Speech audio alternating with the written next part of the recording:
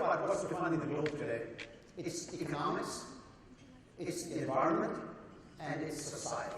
And those are changing, again, as we think about, if you think about economics, in the last 100 years or so, the developed markets represented the GDP, the purchasing power that people had. That's changed now. What we thought of as emerging markets are no longer small markets. They actually are the bigger purchasing power. The environment, because of that, we're seeing energy consumption increase dramatically. And so we've done some forecasts about how much energy consumption is expected to increase by 2030. It's staggering. And then demographics are also changing. The number of people who are 65 and over is increasing. In fact, if you look at a country like Japan, 37.8% by the year 2050 of people over 65%. So we need to think about how does everything have to change in order to deal with this reality. Think about the Arab Spring. Why did that happen? It's really about young people and population explosion without opportunities. And so if you think about where there's significant growth, look at that, Egypt, 85%, Saudi Arabia, 110% by the year 2050. So what that means is, as a government, you see that you have to do something. And the government's job, if you think about the top two things, give people jobs, have opportunities for everyone, and improve the quality of their life. So those are the top two things if you're thinking about if you're the government. Or if you're a private company, here are the opportunities, because these demographics are driving significant opportunities that are opening up for the private sector, when at the same time we're seeing an explosion in the number of connected devices. Now, here's a data point. You know, we're projecting 50 billion connected devices by 2020. 50 billion. That's a big number. That has created a very different dynamic.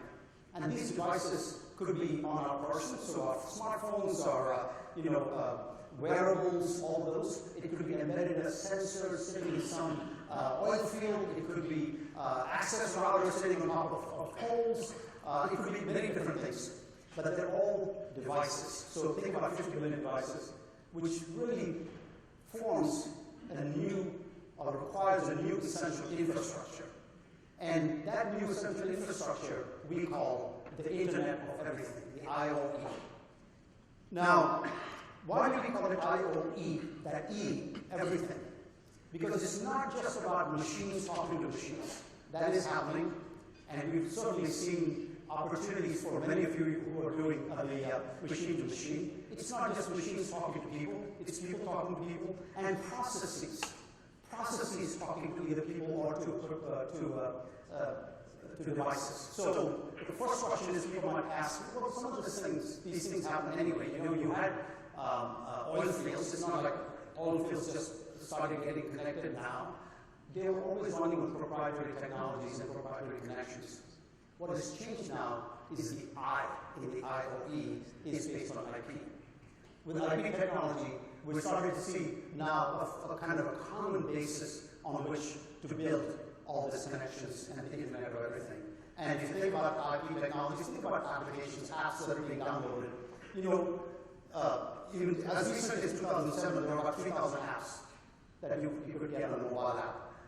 And today, it's over 1 million, 1.2. And of course, it's rapidly growing. In fact, if you think about the number of new applications, the new apps being developed, it's 15,000 apps a week being released. And if you compare that with movies, about 100 movies and maybe 150 books. So 15,000 apps a week that are becoming available. So a huge proliferation of applications, and all of them IP-based. So now, what does that mean? It means we've got all these apps generating a bunch of data, and that data is huge. That's why we call it big data. This data is providing the basis on which we can do some really intelligent things, as long as we can tap into it.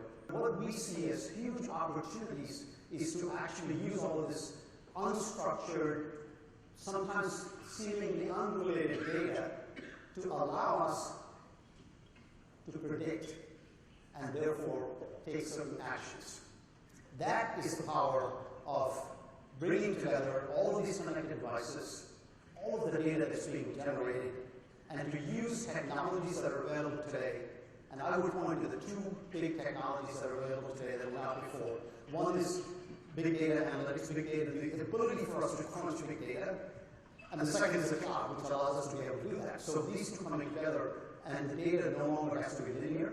It doesn't have to be processed in a linear fashion, but can be processed in any fashion that's relevant to the business.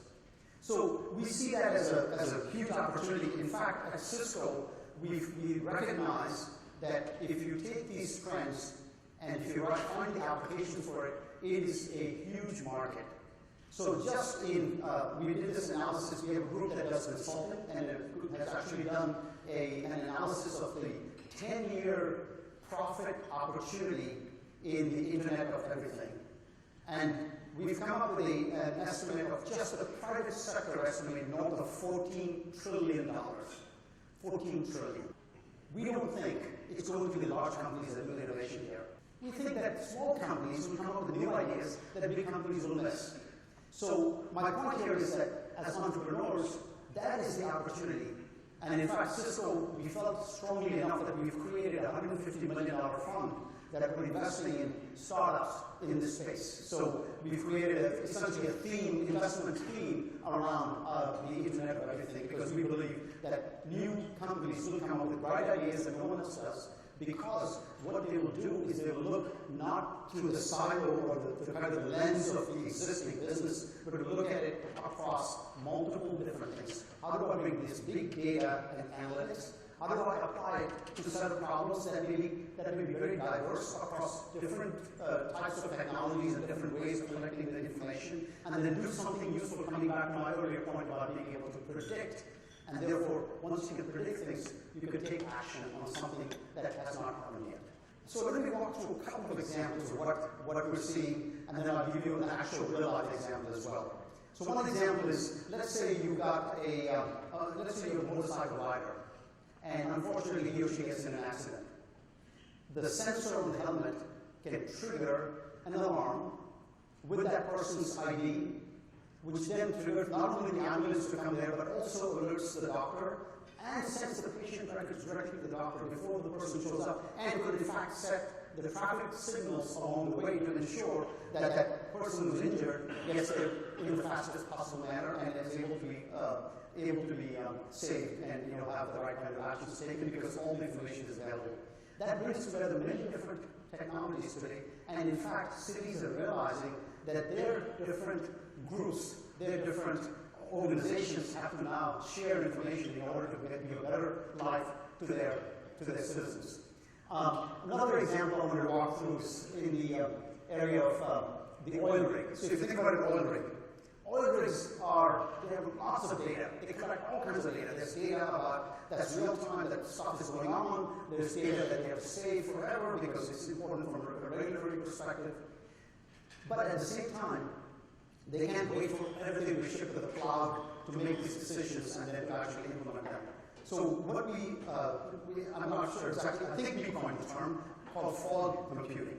So think of fog computing as the cloud, except it's much closer to the ground. And so the fog computing, what it does is, if you're on the oil rig, if there's a fire, or if even a small fire, you don't want some message being sent up on some satellite link to some cloud somewhere, data center, and then by the time anything happens, the fire's out of control. So when you want something that the sensors collect local data, they store enough information so that you can save it for the future, but also are able to take some local decisions. So we call that fog computing, much closer to the ground. But we see a combination of these two playing out as a way to have really intelligence being used from the information that's available in order to take some action. So the question that people ask is, well, is all of this in the future? We actually, I want to give an example of a city that actually did decide to take this. And I encourage you to go, I can send out a link to a video from the mayor of the city. So what they did was they realized that there are different problems they're trying to solve. Parking is one. In fact, one example that they gave us was that in Paris, the average citizen spends almost 4 years of his or her life trying to find a parking spot. 4 years. I mean, just think about it. What kind of quality of life if you're spending that? So they realize that there's many different things you can do about street lighting, smart metering, safety, having people wait for buses to make sure that if there's a traffic problem, the bus takes the best route to still meet the schedule, those kind of things. And the city is Barcelona. Barcelona actually went and implemented this whole infrastructure on top of a common Wi-Fi platform. So think about the power of having a Wi-Fi platform that has an API, so that they can in the future have other applications, whether they develop it themselves or they work with a third party, that can be dropped on top of this architecture in order to improve the quality of life of their citizens. What they did was they found that over 10 years, there's a benefit of creating 44,000 new jobs. 44,000 new jobs, of saving something to the tune of $4 billion, of increasing their revenues by leveraging this smart platform, smart Wi-Fi platform. Barcelona is not the only place. We're seeing this happen in Amsterdam. We're seeing this in the city in Korea. We're actually starting to see places here like San Carlos in California. Now, at the same time, when you think about the workforce, they're looking for working in a different way. They want to work with, being remote, being able to, on demand, talk to their friends or talk to experts, to be able to take advantage of connected technologies and to bring them all together. So this is the smart work center that Amsterdam built with, again, tangible financial benefits. In this case, savings of $13 million that they said in terms of leasing costs. Plus, see that 3,428 tons of carbon emissions that they save. So the whole idea here is the connection of the unconnected gives you not only business opportunities, but also social benefits, for environmental benefits. And always think of those three things: the economy, the environment, and society, all of those coming together. In summary, I don't want to walk away from this thinking it's only a money-making opportunity. Yes, it is a money-making opportunity, but there's a hard calling as well, which is about what we're doing for the environment, what we're doing for people, what we're doing for the quality of life of so many people around the world, which means we have to have energy savings so that we're taking care of this earth, that we have the savings in terms of water consumption. I don't know if any of you saw today, this morning there was this article in the Huffington Post about 7 states in the U.S. that are running out of water. That's in the U.S. And think about, in the future, we're going to see water shortages being a big deal unless we're careful. So that these are real social benefits as well that we can start to leverage technology in order to address. So again, I see huge opportunities for us as entrepreneurs, as business people making money, but there's also keeping in mind what we can accomplish in terms of all of the things that we can do, driving down the crime rates, improving traffic, etc., by leveraging the capabilities of matching demographics with the devices, with technology, and with connecting the unconnected. And in order to do that, you need a lot of people coming together. You need the industry, certainly you need the politicians, the government officials stepping up in order to provide the right incentives and the right motivation and the right investments. You need the industry stepping up. We need technology. We need to make sure that there are open standards, that these are not done in some proprietary way. We certainly want to make sure that we all can leverage open standards and that we bring together the right kind of public and private partnerships along with the right people who are there to make it happen, and to create a new ecosystem. And in that ecosystem is where I see huge opportunities for companies, entrepreneurs to go partner, because this is a huge market. My question is about money for a lot of these activities. Where do you see funding for such activities coming? We talked about Cisco setting aside some funds. Yeah. So we actually see, I think this was last year, we did a conference for the, I forget if we call it IoT or IOE, but one of those. And at first we thought, not sure exactly how many people would show up. It was oversubscribed.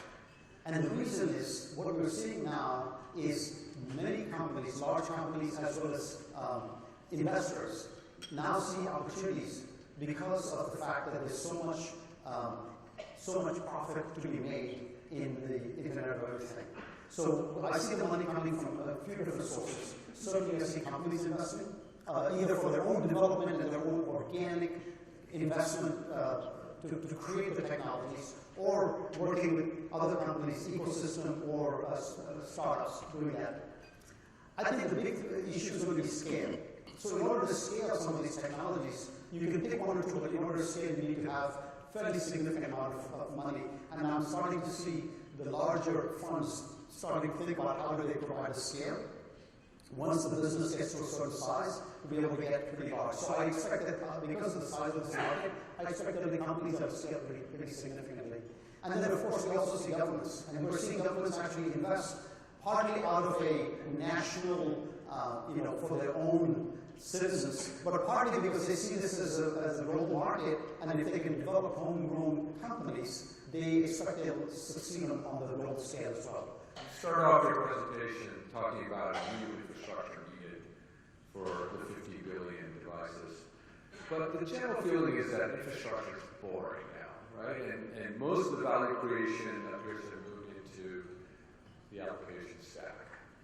And frankly, it's even moving into platforms rather than apps. Where does Cisco fit into that world? Well, so I will give you the first thing I'm speaking here, not necessarily wanting to take a Cisco approach, because it's not about, I happen to work with Cisco, but I think this is an industry opportunity and an industry concern. Clearly the interest that we have in the Internet of Everything is because we also see that infrastructure is going to be demanded, and I see this in multiple ways. So the first thing is connectivity, pure connectivity. So think about sensors sitting out in some remote location, talking over LTE, but these are small packets, but you need to connect them. So no one's going to pay the same price for that connecting that sensor as they do for a smartphone. So you've got to think differently about how you provide that connectivity. So there's that kind of, or it could be physical connectivity over copper or optics or whatever it might be. So there's that connectivity piece. But the other part, which people sometimes don't quite realize, is that our thinking about how the network itself is built has to change, has to evolve, not replace. I don't expect anyone to do a massive wholesale replacement. I expect an evolution. So I do see the infrastructure, boring as it may be, I do see it needing to evolve. I see it needing to be much more automated, programmable, real time, and to be, if you want to take any action on anything going on in the network, the days of sitting back and analyzing the data in some data center, running some algorithms and coming back in days or weeks or months, those are gone. You have to have real time, you have to be able to make it without human intervention. So those are the things that I see changing in how infrastructure itself evolves.